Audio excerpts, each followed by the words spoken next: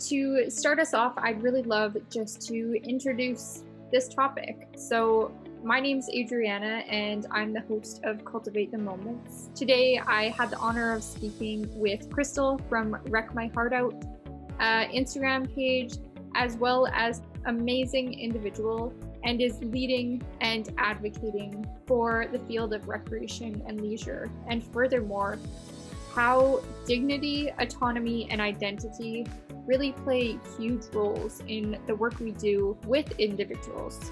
So in this topic, we dive deep into these three things and really learn and talk about how to honor this autonomy, dignity, and identity for not only our clients, but for ourselves and for caregivers. And just giving ourselves a little, mental check-in of reminding ourselves of the importance of, checking in on others and checking in on ourselves and ensuring that we're doing as much as we can. So tune in and I hope you enjoy. So hello, Crystal. It is so great to have you on. I know we connected a bit on Instagram and I've been following you for a while, and it's just great to see another fellow Canadian advocating for the amazing work we do as recreation therapy professionals. So to get us started, I'd love for you to just introduce yourself. Sure. Thank you so much for inviting me to chat with you. So my name's Crystal Jade. I'm from Ontario. I'm currently a fourth year Bachelor's of Therapeutic Recreation student at the University of Waterloo. Go Warriors, go. So I'm currently planning on pursuing a master's degree after this with a focus on identity and identity erasure within congregate settings, more specifically long-term care, and any sort of institutional setting, any sort of institutional care setting as well. So currently right now I work as a recreation therapy practitioner in the long-term care sector. More specifically, I support individuals living with dementia and Alzheimer's in a memory care unit. And so I work with an interdisciplinary team to, discover new and innovative ways to reinforce identity, to honor dignity, and, ensure that everything we do from nursing care to recreation and everything in between is genuinely coming from a place of good intention, honoring dignity and meaning as well. So those are my interests, those are my passions. I've been working in the long-term care sector for about a little over 2 years now, so I'm still kind of fresh. Prior to that, I was working in municipal recreation, supporting individuals living with disabilities in their recreation activities.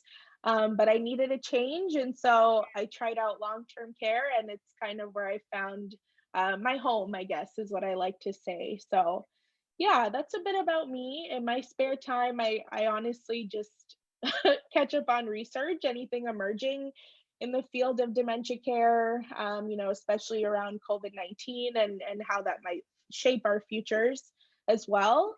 Um, yeah, so it's a bit about me. That's awesome.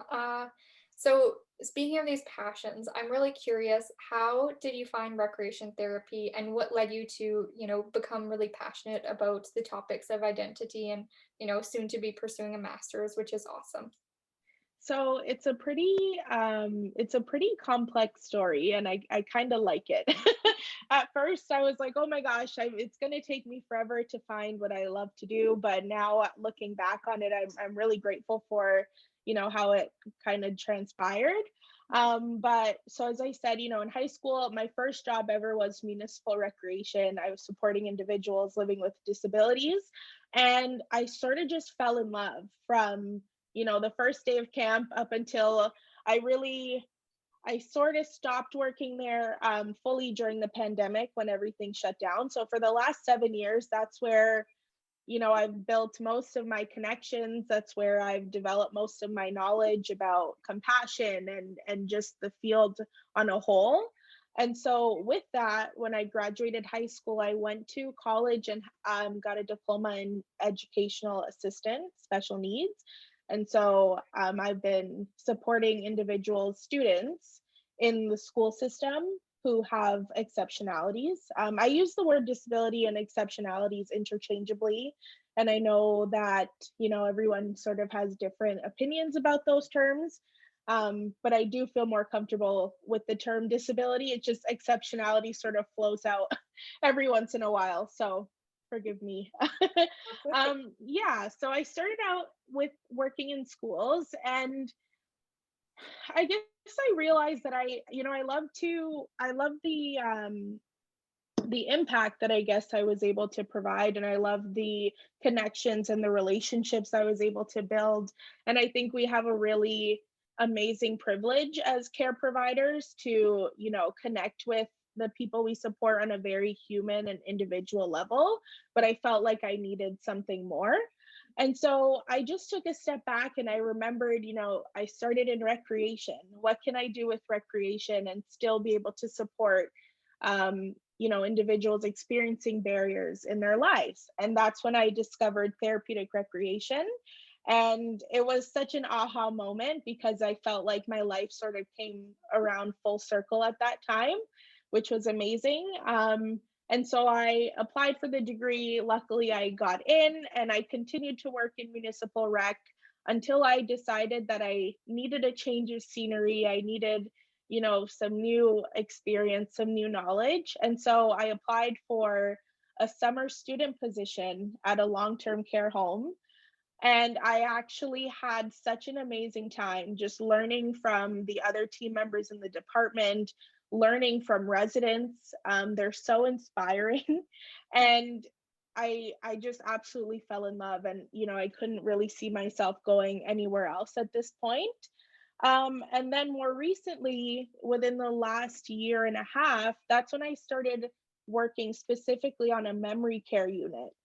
And that opened my eyes to not only just therapeutic recreation and where we can continue to advance our field, but also on a systemic level, just there's so many gaps to fill, and there's so much work to be done.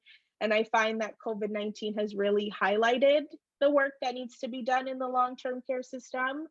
And so I guess my passion for wanting to be part of that conversation, wanting to be part of, a group of passionate people who advance the quality of life for individuals living in long term care, that's what keeps me here because I know that with persistent advocacy, committing yourself to continuing that education and being able to have conversations like these ones really contribute to, a future that's better for individuals living in long-term care. So, Yeah, I completely agree, and I really appreciate you sharing your story.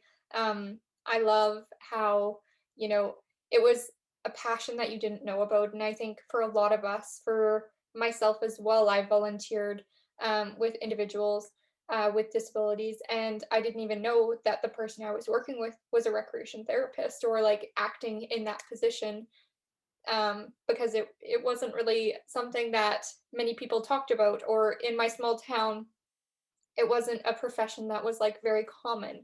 So it's so interesting how so many of us like stumble upon recreation therapy without knowing and then come back to it. So that's so awesome. And yes. I'm sure, all of the experiences you had prior to that just help to enrich your quality you do provide. So that's so amazing. Absolutely. And I can really like hear your passion already. And Thank you. yeah, I'm really excited to have this conversation. Thank you. It's funny actually because when I took an intro to rec therapy course, and one of the first models that we learn is the API process, and I found it so funny that we're talking about assessment and planning and implementation, and I'm like, these are all things that I did just in municipal recreation without realizing that it was a concrete process that we use in TR. So it's so funny as I continue through my degree and sort of learn new ways of conceptualizing things in this field. I feel like I've been doing it for so long and it just makes me laugh a bit. So Yeah, I completely agree. I had like a aha moment too this past year learning about behavioral activation, and I have had depression since I was probably like 14 on and off seasonally. And after I found out behavioral activation, I was like, ah, so like recreation therapy. Right. And so it's so interesting how, innately, lots of the time, recreation therapists, before even knowing about it, are doing these things and like it makes sense. And then having a theory to it just like backs it so much more. So it Right. just goes to show our evidence-based practice and how like innately it is in us as Yes. well. It's so true. So true. Yeah, that's so awesome. So on this topic and diving a little bit deeper into recreation and leisure, I'm really curious to hear what meaningful recreation and leisure looks like for you personally. Yeah. So, when I think about recreation, so I like to sort of divide them into two separate parts first. When I think about recreation, I obviously think about the activities and the programs and the interests that we engage in as individuals, and the benefits that they provide for our life. So that's what recreation means to me in the most simplest context. And then leisure for me is not only just, going for a walk or doing anything like that. It's also the spaces that we take up, the places that we choose to carry out our lives, and the people that we choose to share those environments with as well. So for me, I would say, meaningful recreation and leisure looks like fostering spaces and environments where everyone can thrive on the basis of shared interests and shared passions for something, regardless of, what accommodations, regardless of accessibility or anything like that. We have to ensure that we provide a space where everyone who has a shared passion or a shared love or interest for recreation and leisure can come together unconditionally and sort of hold space for each other together in that way. That's really touching and moving. And I wrote down spaces, places, and people. I think that's Yeah, so huge of like fostering a space that's inclusive, places that are inclusive, and making sure people feel included, really. Um, absolutely. yeah, I think that's so vital in everything we do. Even, I foster this like just in friends and in volunteer groups of really trying to make sure that everyone like feels welcomed. And I think, beyond rec therapy, just in general is so huge. But Yeah, in recreation and leisure, having those shared interests and being able to come to that is so vital and so important because just because of anything, it doesn't mean that it should be a barrier to participate in that. So I think that's awesome. Yeah. absolutely. Yeah. That's awesome. So, speaking of barriers and reducing them, and really getting into our topic of dignity, identity, and autonomy, I think there's a lot of barriers we have to remove to this, and maybe thought processes we may need to change when thinking about this. Um, in light for yourself, you do this with individuals with dementia, but also individuals with disabilities before. I'm sure you did that as well. So to get us all on like a foundational level, and I can tie into this as well. What do or what does dignity, identity, and autonomy look like to you or mean to you? Yeah, that's a very powerful question, because I think that specifically within the field of therapeutic recreation, part of our job is to eliminate functional barriers through, a process, through functional, meaningful recreation activities. And so the one of the most important things to look at when we're talking about, things like dignity, identity, and autonomy, we sort of have to go back to the framework and the roots that we've created within ourselves about what those terms mean and sort of unlearn some of the stereotypes and prejudice that surrounds, those conversations and those topics as well. So for me personally, dignity is, honoring and respecting the very intimate and, important things about someone's life. So and you can talk about that in so many different contexts. If we're talking about residents in long-term care and we're, nursing care and providing hygiene support and all of those things, how do we put ourselves in someone else's shoes in order to acknowledge, what it means to respect someone's boundaries and to respect someone as an individual. So dignity to me is just ensuring that we remain committed not only to honoring and respecting someone as a human being, but continuing to commit ourselves to relearning, because what may work for one person won't necessarily work for the other person. And I guess that's the beauty of being individuals. But that's also the work that we have to do as therapeutic recreation professionals and as human beings, is to constantly learn and relearn what dignity looks like for each person and how we can continue to honor that dignity on an individual basis.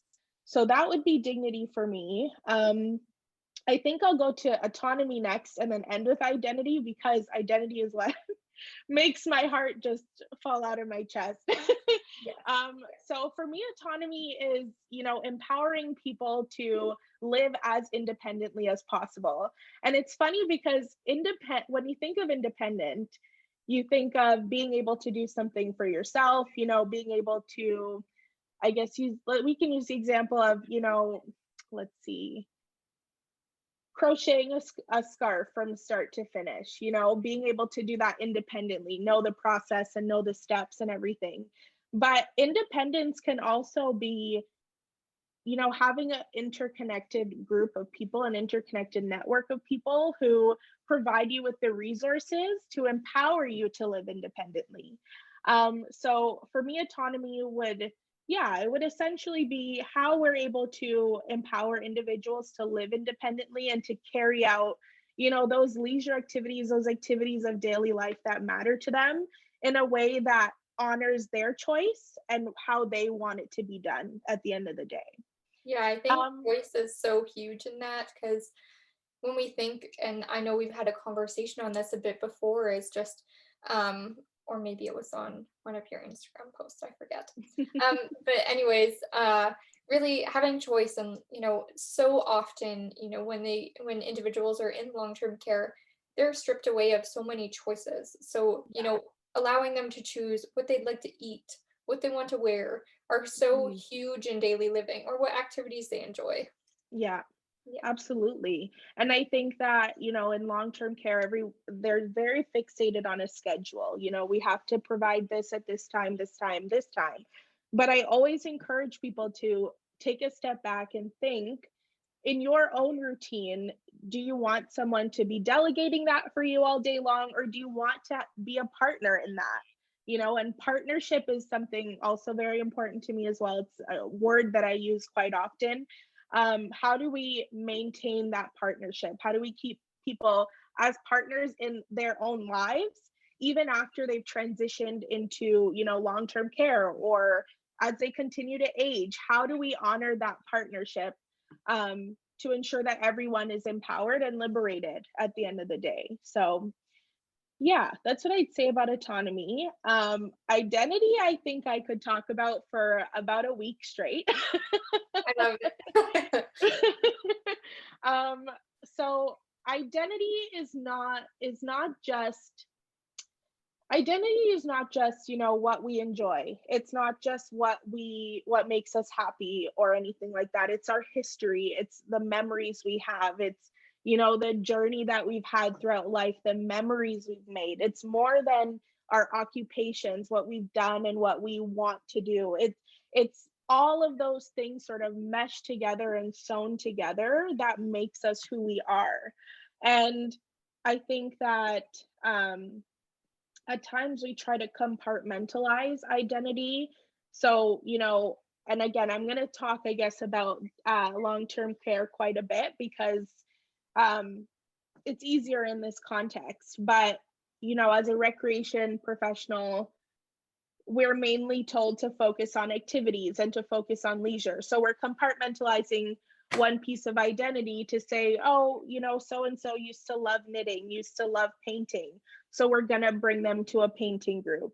Or, and then if we have nursing care, it's so and so, it doesn't enjoy to eat at this time, or they don't enjoy this food, or, we're really like narrowing it down instead of sort of looking at people as one big flowing working group with a bunch of different things that make them who they are. So identity to me is not just the individual parts that make us who they are, but it's also how they work together to provide an individual with the best experience that they have, just in life in general as well. I think that is so well put and really shapes a great conversation moving forward of just, identity is so much more. And when we have someone coming to a program or meet someone new in, the community, if you aren't a recreation professional, that each individual has an identity and that it shapes them in different thought processes. And there's definitely that interconnection of how they play out together. um, and I think I can just like go into awe about thinking about this of how like unique and special we are. And I think that's like my favorite part of recreation therapy is just like recognizing, appreciating, and like supporting and empowering those like individual aspects and strengths that people have. And I think uh, identity plays such a huge part in this for sure. Absolutely. I think, identity, it makes us who we are. It defines, how we look at the world, how we perceive the things around us. And that's why it's so important to honor it because it's such a huge and integral part of, everything that we do in our daily life. And I actually have a very quick story about identity. So I about in around January, my long-term care home went into full outbreak because of COVID, unfortunately. And while that was a very challenging time, not only for residents, but for team members as well, I really am grateful for the very one-to-one opportunities it provided me with. I was able to learn more about my residents on a very individual level. And I had a resident who, when he came in, his assessment said he loves movies, he loves books, he loves reading. And so I was really honing in on those things, inviting him to all the movie evenings, inviting him to, check out our little library area. Um, but I had an opportunity to really talk to him. And that's when he told me, used to be a teacher and all of this stuff. And I have friends who are teachers. So I asked him, tell me one great piece of advice that I should tell my teacher friends. And he told me, he's like, make sure whatever you do in life, you do it out of a place of love. Mhm. And I was so shocked. And I honestly could not believe that that was his answer. I thought he was going to give me some sort of like operational thing, make sure you get those report cards in on time, make sure, your assignments they make sense or something very operational. But no, it was the most personal answer that he could have ever given me. And in that moment, it sort of humbled me and reminded me that I have to look beyond, that very small piece of it, identity and that small piece of what makes him who he is, and realize that he's so much more than that. He's a teacher with compassion who has compassion to give and share. Mhm. And it was just such a beautiful experience for me. So, yeah. Yeah, I think one thing COVID has taught me of um, I was working before in supportive and long-term care, and really just those one-to-one interactions, especially, those who don't come to programs, we can think of just in daily life, even, at a younger age. Lots of people don't like big crowds. And so having those one-to-one experiences, I learned so much about my clients. I got to see them probably more than I ever have because I saw them 2 to 4 times a day. And just having those cart experiences and just chatting with them, bringing an activity that they enjoy and learning, oh, they really like Sudoku or they really like word crosses or Right. whatever it is. And being able to remember that and bring that to them just like helped to foster that therapeutic relationship, think Yeah, as well. Yeah. absolutely. Yeah. Yeah. Yeah. Some little positive nuggets that have come out of COVID for sure, and just that like Yes, recognition of long-term care and recreation in our life for sure, and social connection too. absolutely. Yeah, social connection is huge during this time. Yes, for sure. So to kind of tie together dignity, identity, and autonomy, something that plays into all of these is really looking at someone's personhood. So I'm wondering if you can chat a little bit about, what makes these things really important to us and to each individual. Sure. Um, personhood, personhood is a tricky word because I think that everyone has their own understanding or their own perception of what personhood means. Mhm. And so that's important to note. I find that it's not always consistent across the board. Mhm. So it can be hard to determine what personhood means for one person and what it means for the other. And what I've found working in a multidisciplinary team as well is that personhood is very different depending on the education you have. Mhm. So that's been a hard hurdle to sort of overcome. But yeah, I would say, personhood really does tie into all of those things because when we are acknowledging dignity and providing individuals with the care that they need, we're improving their quality of life and we're fostering that sense of personhood. We're reminding them that at the core, they are a human being and we will respect that. And it's the same with identity and autonomy as well. Everything we do to empower and liberate individuals who require our support, we're further reinforcing the fact that we see them as a person and we see the needs that they have as individuals. And we resonate with the fact that we also have needs as individuals as well.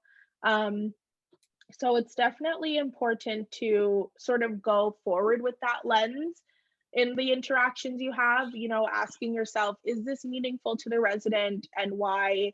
Am I doing this for the resident and what they need, or am I doing it for myself?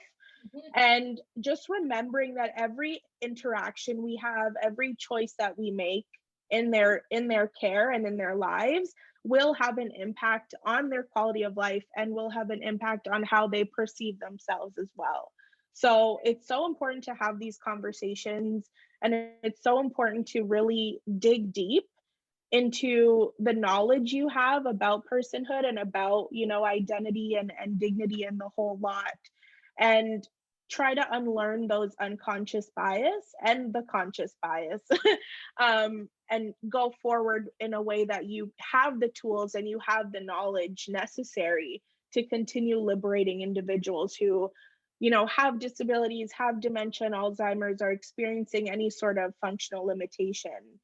At the core of everything that we do, in my opinion, and I think this is my personal philosophy, I think we should always, always, always be focused on, um, maintaining that personhood and maintaining that dignity and allowing the individuals that we support to remain partners in their care and to, feel like they're human and they're seen and validated because all of those things, they really do impact quality of life. If we have a resident who, you know, let's say, for example, they used to love dressing themselves in the morning, and suddenly it's become more of a challenge to pick out an outfit, or it's become more of a challenge to, you know, zip up their pants or anything like that.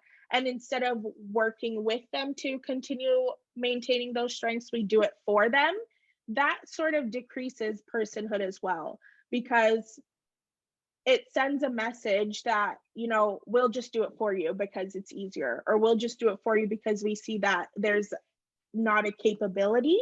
And I find that can be very damaging to us as individuals. So yeah, personhood is really important. But what I found is that it's so different depending on, which profession you speak to. But at the very basis of it all, we have to maintain, that dignity. We have to honor the individual for where they're at and make functional choices to maintain the skills that they have already. Yeah. Yeah, I think that's awesome. And I think, you mentioned and talked a little bit about quality of life and how this really impacts their quality of life. And it may seem silly to ask this question because for us it's just like, well, obviously it improves quality of life if you're like honoring them as a person.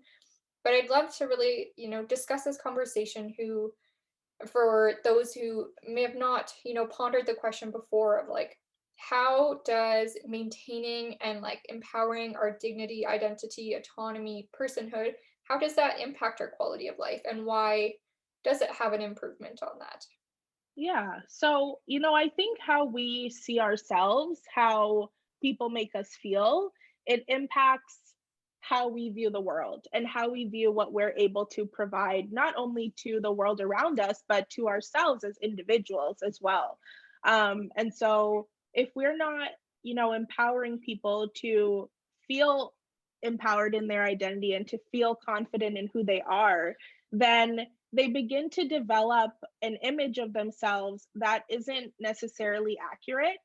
And that can be very harmful to quality of life because if they no longer feel empowered or capable to engage in interests or engage in skills that they once did, then they lose those things, right? Because I remember this term that I learned, if you don't use it, you lose it.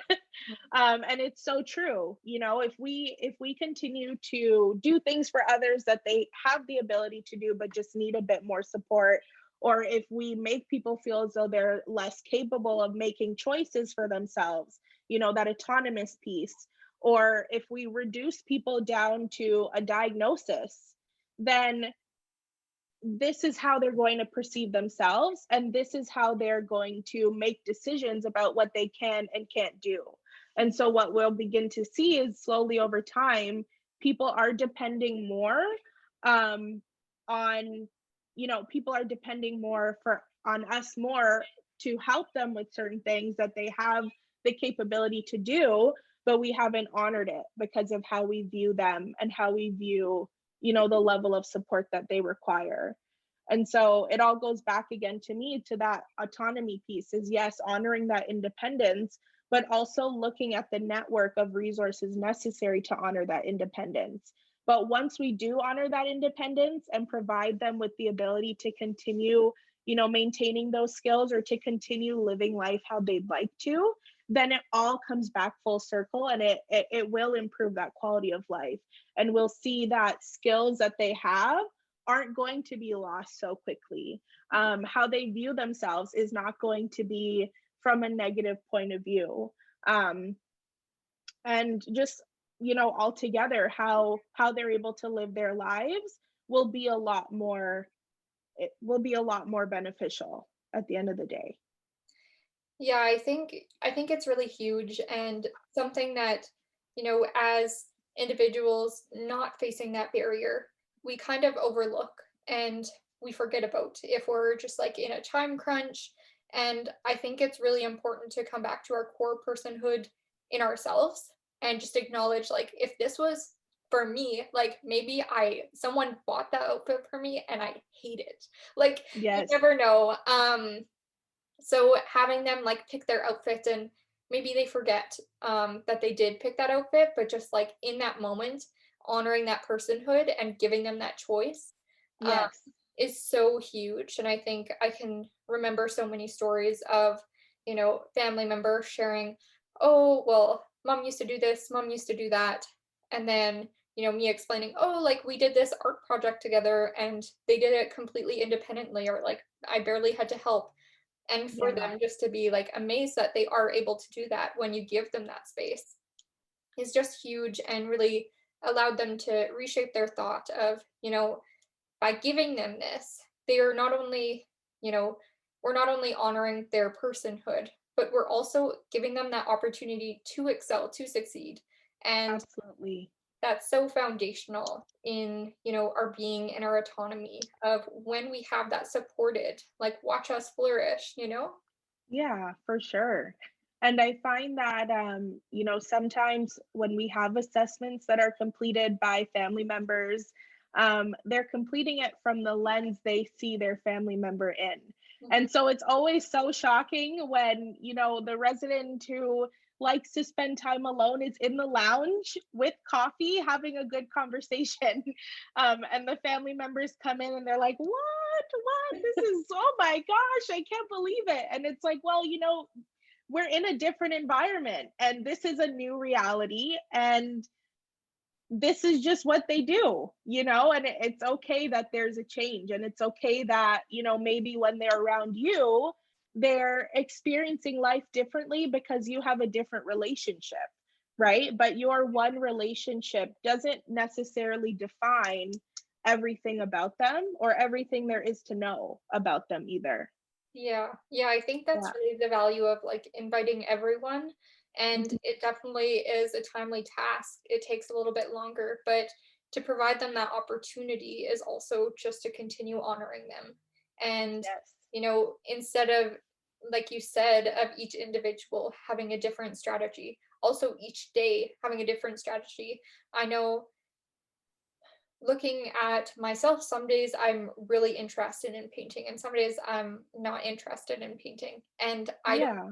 I have no brain changes and I'm still a human. Everyone has the opportunity to have different opinions and to honor those opinions each day to day and each hour is so huge in, continuing to honor their individuality. Yeah, I definitely agree with that. We have to give people a chance every day, and we have to go forward with each day, acknowledging that it's a new day Mhm. and that things can change, and that's okay. Yeah, for sure. It's definitely like a go with the flow and how they're doing. Yes, for sure. So I know previously we really talked, and during this discussion touched a little bit on family. And I think, family is really huge into continuing to foster these approaches and continue to empower them. And so, I think we have a little bit different lens because we're seeing them, with all of these different tools under our tool belt, we can say. And the family's seeing them as someone who has changed drastically, potentially, than what they used to be able to do, for those at least living with dementia. And so I'm really curious, and I think it will be a really empowering conversation to have of how can family and caregivers really foster these approaches that we do use, and how can they, honor that dignity, honor that identity and autonomy. And I know we've kind of touched about this in some daily living and some option giving, but is there any strategies that you can use for this? Yeah. Um, I think for us as professionals, when we're working within our specific environments, we are the professional in the environment. So our relationship that we have with our clients is a very professional relationship. However, a family caregiver, there are those dimensions to it, right? There's, the relation they have together as well as the need for care as well. So I think the first step is, how are we going to empower caregivers to honor that this is a change and that this is hard for them also, so that they can be better caregivers? um, when it's your family and you want nothing but the best for them, I find that we can put a lot of pressure on ourselves, but that pressure can kind of hinder us from providing the best level of care that we should for our families. And so my first step is always just, give yourself some grace, be tender with yourself during this time. And if days are hard, and if things are painful, and watching your family member change is painful, that's okay. And honor those emotions and honor those feelings, because they're very valid. You're witnessing your your family member through a different lens now, and that can be hard for some people to grasp.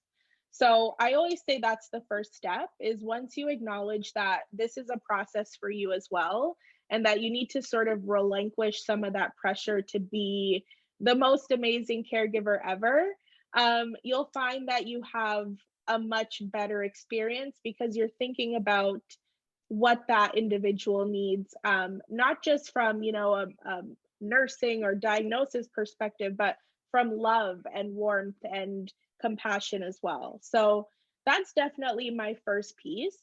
My second piece of advice is, try to do as much research as you can. And everyone sort of learns differently. So for some people, taking books out from the library on brain change and nutrition and all of those things that works for them. But there's also community groups. There's the Alzheimer Society of Peel, for example. So there are some of those working groups that can provide new family caregivers with a bit of extra support, at least in the beginning stages while they sort of navigate this new time in their life. So I would say reach out to the community supports around you that can provide you with a bit extra, help and guidance when you need it. Mhm.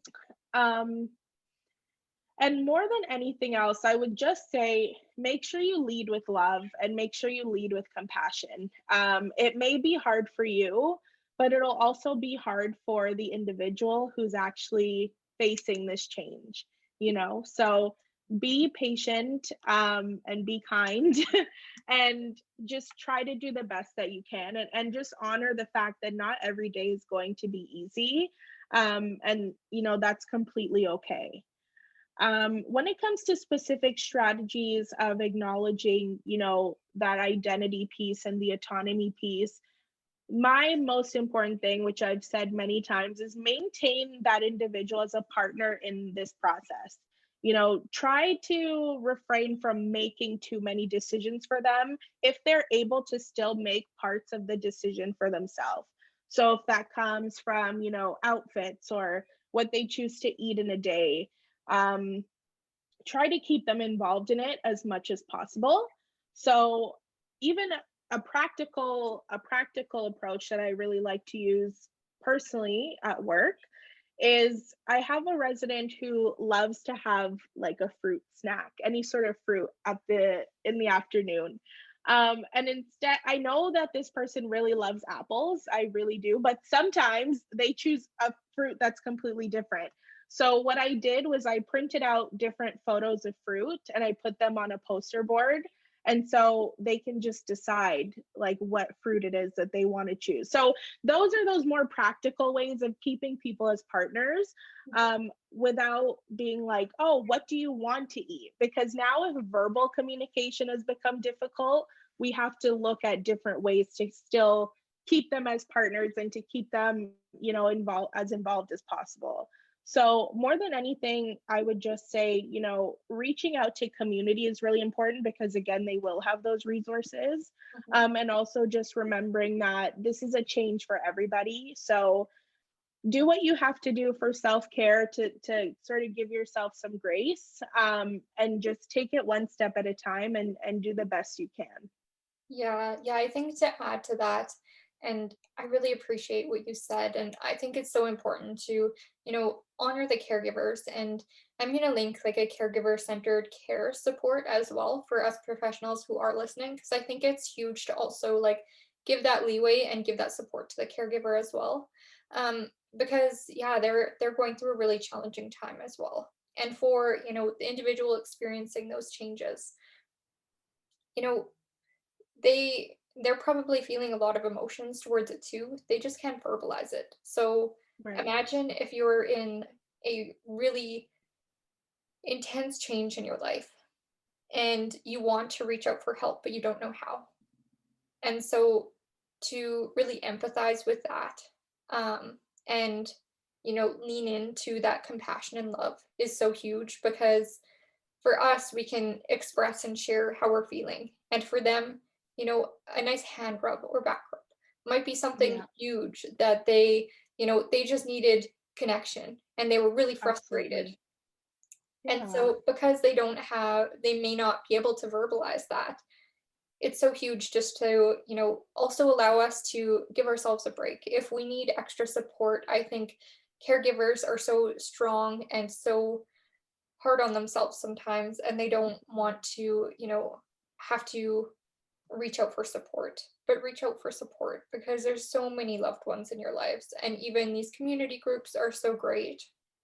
And if you have access to YouTube, I love Teepa Snow. She is amazing for like giving resources on different strategies for individuals with dementia. And she's really a really big leading advocate. And she does training and stuff. I imagine right now it's probably just online, but Mhm. really education definitely has power and also like love and compassion for the caregiver and yourself.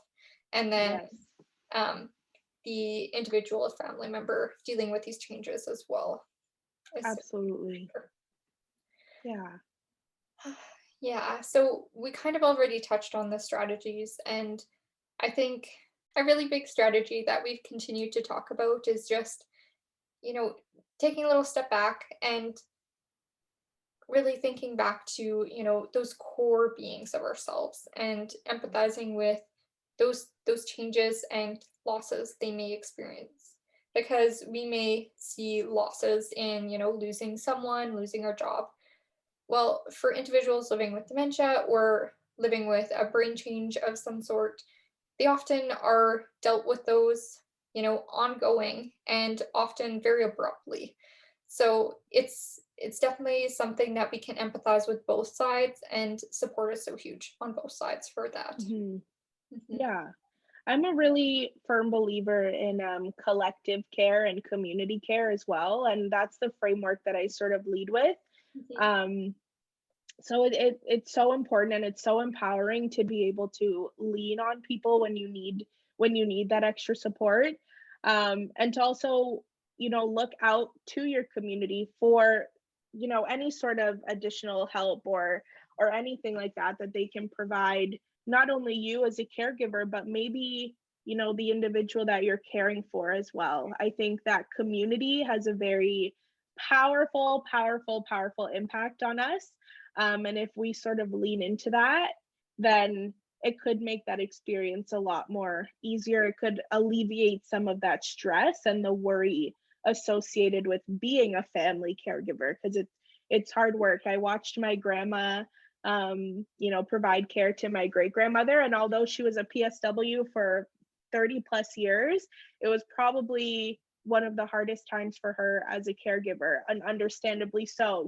This isn't just a client, it's your mom. So I'm and I just, if I don't emphasize anything else, I definitely want to emphasize reaching out to your community, giving yourself some grace, and just know that you don't have to have all the answers, because there's someone else that can help you, fill in the gaps that you may be missing. mhm. Yeah. Yeah, I think in so many aspects in life, we can just, when we lean in with love and compassion, and this will really tie in nicely to our next conversation, but when we lean in with love and compassion, you know, there's no longer that shame, that guilt. It's rather, how can we do this together? And so Yeah. leaning into this love and compassion, which I think is so important in any hard conversation. How do we have a conversation with caregivers and family who are currently not providing these opportunities for individuals? And I know this is a very hard conversation because we never want to make someone feel shameful or guilty. And I think, I'll share first of leaning in with that love and compassion. We can then start off the conversation saying, I see all of these things that you do, and you are amazing. You Yeah. are providing all of this care, and that's so much work. And you are like a rock star. This is amazing. And, providing that love and compassion for both sides, and really, trying to do this in the most non harmful way, because as professionals, it's really hard to, honor both sides. And I think it's important too, though. So I'm leading you with a hard conversation, but I'm here to help. Yeah, it can definitely be, challenging for sure to have these conversations, but I think more than anything, as long as you're leading with compassion, it sort of alleviates the blow, if that makes sense. It is hard to, it is hard to express just how challenging it can be at times. And so we really do have to honor that as well, that not everyone is going to have the vocabulary to have these conversations. And so we have to look inward on ourselves and sort of reevaluate the approach that we're using if we find that, these conversations are hard. So some things for me, I love to talk. And I love talking to people, and I love getting to know, how life is going and how things are treating them and whatnot. So for me personally, I always just start by, asking people, how are you? How's it going? What's working, what's not working? Mhm. How can I help you? I think that when people hear those questions of how can I help you, how can I show up for you, it reinforces that even if they don't require any sort of support in that moment, they know that there are still people out there who are willing to help them. So I think that's really important, for sure, when it comes to having those conversations. And also providing praise and recognition for the individual who's experiencing brain change as well is really important, because for so long, especially within our society, we've sort of framed caregiving as, a one-sided service, right? Or a one-sided partnership. Mhm. But I think that there's things to take away from both ends of the relationship as well. So being able to acknowledge, how challenging daily life must be, and still providing that affirming tone of voice and that affirming presence is really important as well. So my biggest piece of advice is just to lead with compassion, lead with love, and to provide that affirming space for both sides of the relationship, because it's difficult for both sides. um and sort of, it's also helpful to acknowledge that you won't have all the answers and you won't always know what to say.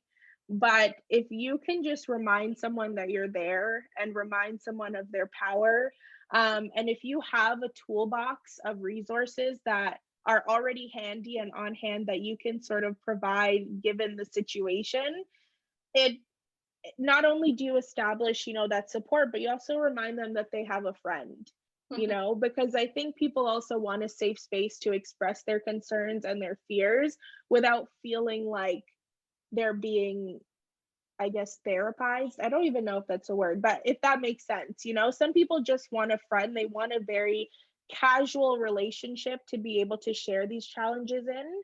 And so that's also important, is remembering that you, as the person who's having this conversation, you're not always the expert and you're not always going to have the right answers. But if you lead with compassion, and if you work with them to sort of identify other supports and resources that would better help their situation, then that's also really important and it's really key. And it'll definitely help to navigate those challenging conversations a bit easier. I think that's huge what you just said. I think, leading with compassion and love and asking that question and, I'm not sure why I didn't think about it before, but, in every other relationship, I'm always asking, how can I support you? Some friends just want, validation, some friends just need a listening ear. So asking that, when families call you up, oh, my mom needs this, my mom needs that, why isn't she doing this?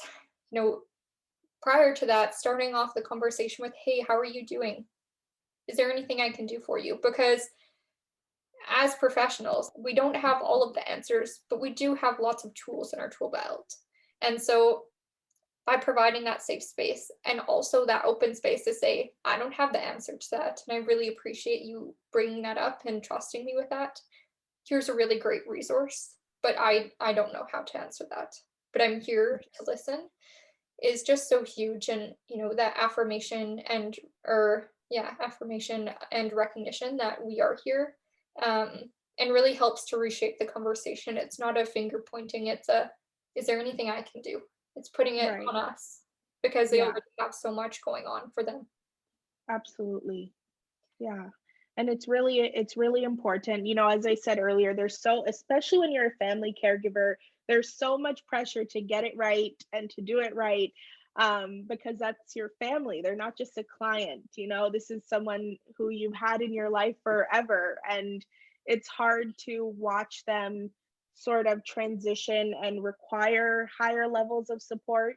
Um, but you really have to try your best to remember who you are in this working relationship as well. You're not a PSW, for example. You're not a nurse. Like you're their family, and they still need you as that, even though they need you for care as well. So, giving yourself grace and being able to, take on each day knowing that you have a network of people who are there for you and who have resources they can share with you. I think that's so crucial. Yeah. And I think something to point out that is really huge is, making that transition from typically having a family caregiver to going into long-term care. That is very overwhelming and Yeah, hard for caregivers because they're yeah, so used to, they gave it their all, they had that one-to-one care, and it is hard to give that up at first. And then to second that, you now have to understand that that caregiver is being spread out between other people. So, you know, that's very challenging, and um to see how they're doing in that change, because it'll be a change for the client, but for the caregiver is such a yes, huge change and such a loss of control of what yeah, is being provided is so big to, ask that question of how can we support you? Is there anything we can do? right. Not only for the client, but for the family member as well, for sure. Yeah, for sure. And there's a lot of guilt associated with, making that choice and acknowledging that the level of care your family member requires is well beyond the capacity that you have. And so you have to seek additional support. I find that there is a lot of guilt at times, and even denial because, you know, it's still shocking to realize that it's gotten to that point and whatnot. So, I've had a lot of family members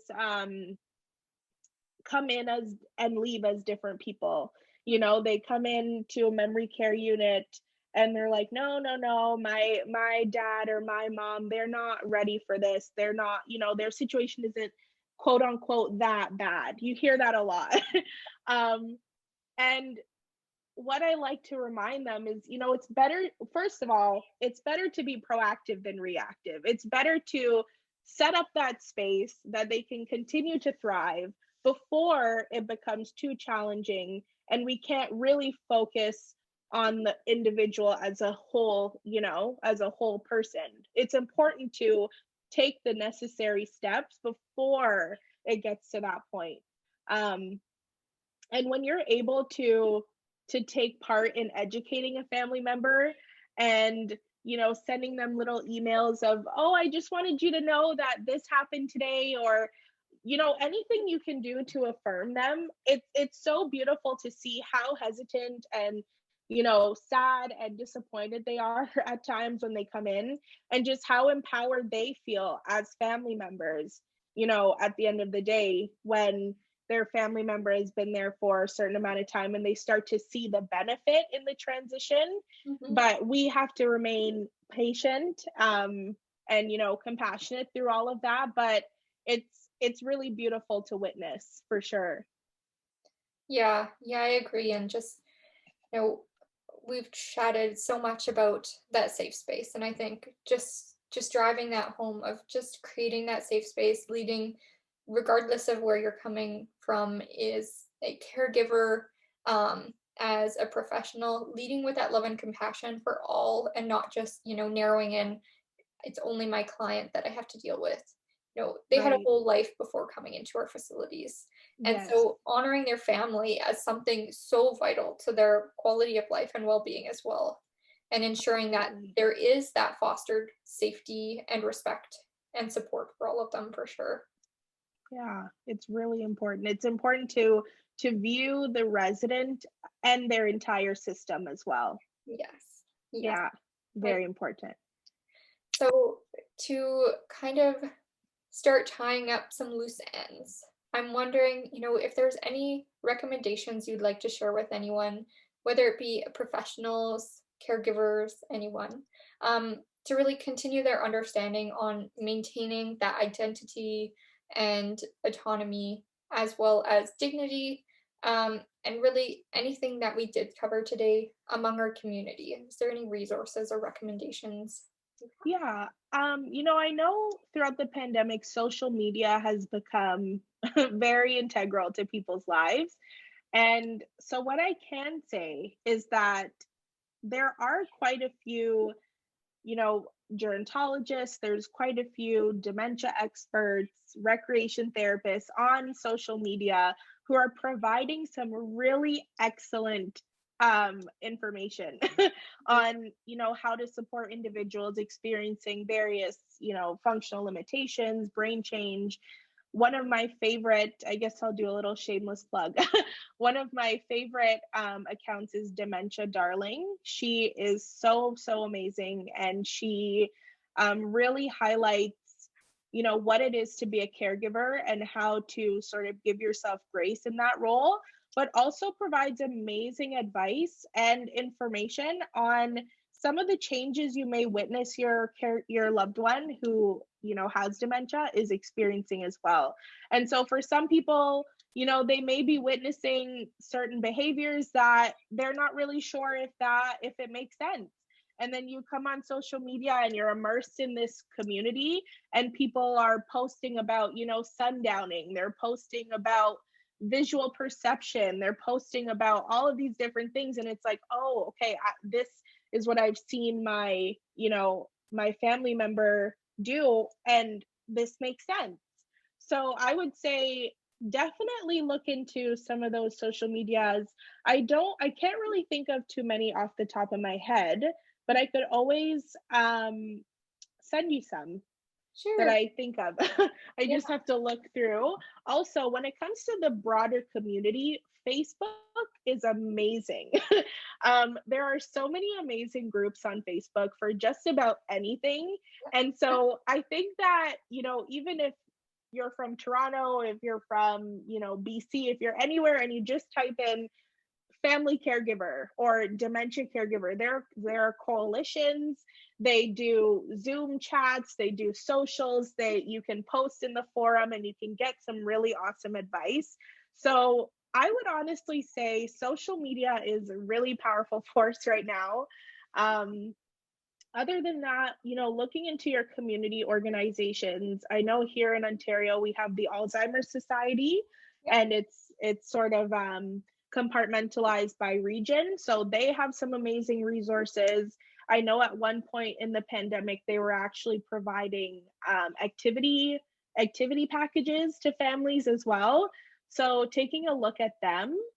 And I would also like to make one more suggestion, and it's more of a mental health suggestion. So I'm certified in mental health first aid. I did the certification about a year and a bit ago, and it's honestly changed my life, and it's improved the quality of work that I'm able to provide in my position. So I would honestly suggest, doing any sort of virtual mental health first aid certification, sort of looking at the Canadian Mental Health Commission, because they always offer some really amazing resources for caregivers as well. And they also have a crisis line, and um, they have information about counseling services and therapy services based on the region as well. So I would say that's a pretty good start to look into those things. And Google is also a powerful force. If you ever have questions, there's journal articles, years and years of research, and honoring identity and dementia care and all of those things. So dementia is um, a very challenging diagnosis, and it can be a very unfortunate and hard situation. But there is a very strong community of people and researchers who are passionate about it and are passionate about honoring the person despite the diagnosis. And so what you'll find is that there is a lot of information and a lot of tools out there to help and support family caregivers. Yes, yes, I appreciate you sharing all of those, and I echo all of those. I think peer support groups are so huge because it's one thing for a professional to talk on professional experience and la da da da da, that's really important. But also having that pure interaction of people who are going through the same thing right now and Mhm. who can relate and just like affirm and validate what you're feeling and say, "Oh, I'm dealing with that too," is so huge. Yeah, there's the mental health first aid. I'm going to take it because I took one before mental health first aid was a thing. U of A offered one similar, but it's not like up to par, I guess now. So yeah, Oh, I think mental health is so huge in, clinicians, for our clients and for the caregivers. You know, this mental health movement is so vital and so important because I think before we kind of were left alone to deal with all of these challenging emotions. And I'm really grateful to now be able to, have a platform to chat about them and to really create a space that is open to chatting about it because we all have mental health and we're all contributing or declining our mental health in some aspects. yeah. So by, providing space for our own mental health, even as clinicians, is huge. I know I just signed up for a RAP program that was recommended to me by actually one of my clients, and it's all about my own wellness journey and creating, a framework for this. And as a clinician, as a caregiver, as a family member, it's so huge to focus and give yourself that space for your own mental health too. Absolutely, because, as cliche as it sounds, you can't provide support if you're not supporting yourself and if you're not seeking those resources that you need to better yourself and maintain your mental health.